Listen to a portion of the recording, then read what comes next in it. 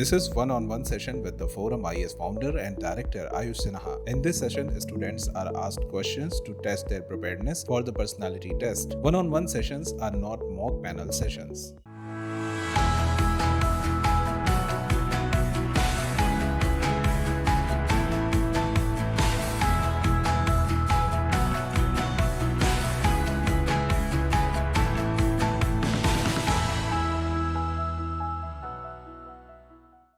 What is your name?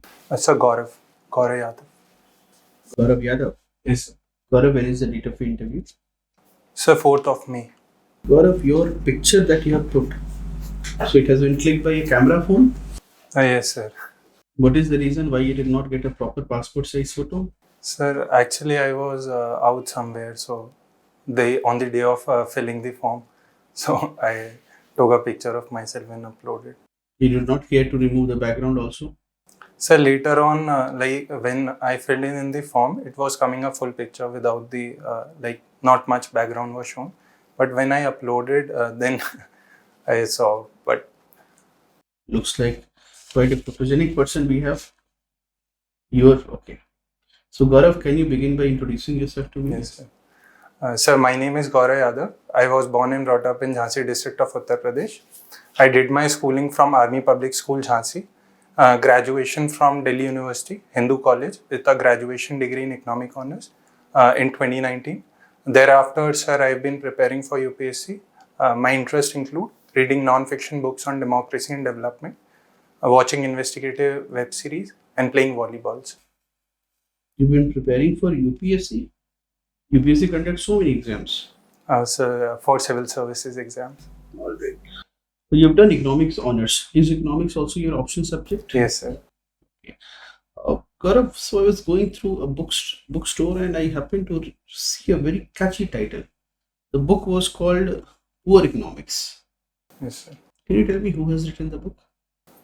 Sir, I'm not exactly aware of who's the author, sir. Are you sure? You're not aware? Sir, you're not able to recall. What is it like? Sir, I have some idea, but I'm not sure the author is the right person which is coming into my mind. I will tell you. I'll give you a hint. It is the right person. Now tell me. Sir, by Professor Abhijit Banerjee, sir. And? Sir, and Ishar Duflo, ma'am, if I am correct, sir. That is correct. Why an economics honors and an economics option student should not be very confident with this question? Sir, this book I was not exactly aware of. I had some hint. So you should have read this book. Yes, sir. Anyway, by the name, what does poor economics suggest to you?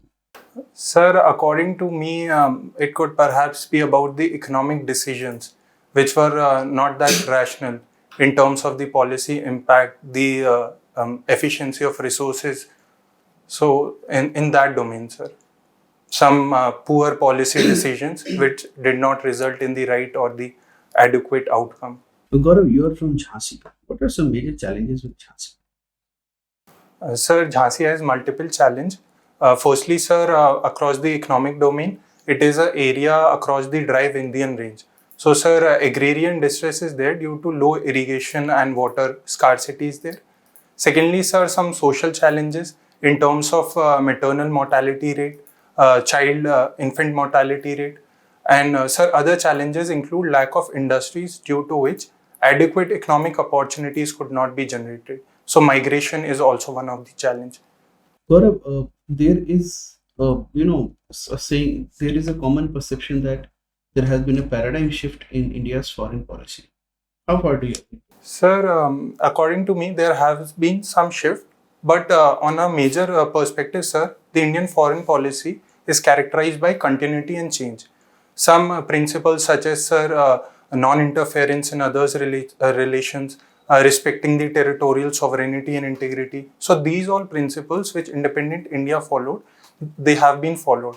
However, sir, there have been certain changes. Now the focus is more on economics and security, sir. For example, sir, in the recent Russia-Ukraine... Strategic autonomy doctrine different from the non-alignment doctrine? Sir, according to me, strategic autonomy is more about providing the flexibility in the foreign policy, which perhaps, according to some authors, non-alignment had some compulsions. So, sir, in strategic autonomy, India is having relations with multiple parts. At the same times, it is also ensuring that its interests are secured, sir. The recent G20 happened here when we got the presidency of G20. We failed. There was a failure to come up with a joint communique. What is the reason? How can we say that we have failed here somewhere? Sir, according to me, I would not say it as a failure because of the reason, sir. Out of the 24 paragraphs of Bali, there was a consensus on 22 paragraphs, which included many of the issues with a developing economy faces, such as climate change, debt distress. Also, a global mapping, skill mapping initiative was also there. So, sir, the disagreement was majorly about the Russia-Ukraine war. So, there, due to differing perspectives, a consensus could not be achieved. However, sir, this was a positive outcome from the Bali consensus because the foreign ministers there left the meeting. However, in the Indian G20 versus G7, which one is going to last? Sir, according to me, G20 is a grouping which involves the developing economies also. So, G20 I'll choose, sir. See, so many groupings are happening. Instead of UN now, there is G7. Russia has been expelled, it was G8, G7, G20. Now there are Quad is happening. So, there are more bilateral and trilateral relations, and the whole platform of UN is getting diluted. So, is that way, do you say, is multilateral? And for example, in Ukraine crisis, at least in the early days, Europe didn't or America did not come together to save Ukraine. So that way, do you see multilateralism is under challenge? Yes, sir. According to me, multilateralism is under challenge. For example, sir, in the United Nations Security Council also, we have seen the major veto powers having a deadlock there. In the Russia-Ukraine conflict also, sir, the same deadlock was there. And also many of the crises which the developing world faces, such as climate change. So there also, sir, we saw consensus could not be achieved. However, sir, India and other developing countries have focused on the reforms in multilateralism organizations. You've studied economics. During the lockdown, we continuously saw that Sensex was booming and the GDP was contracting. What explains this two diverging phenomena? Sir, according to me, one reason could be the quantitative easing, which the developed world practice, because of which extra loose monetary policy was followed, which led to surplus liquidity.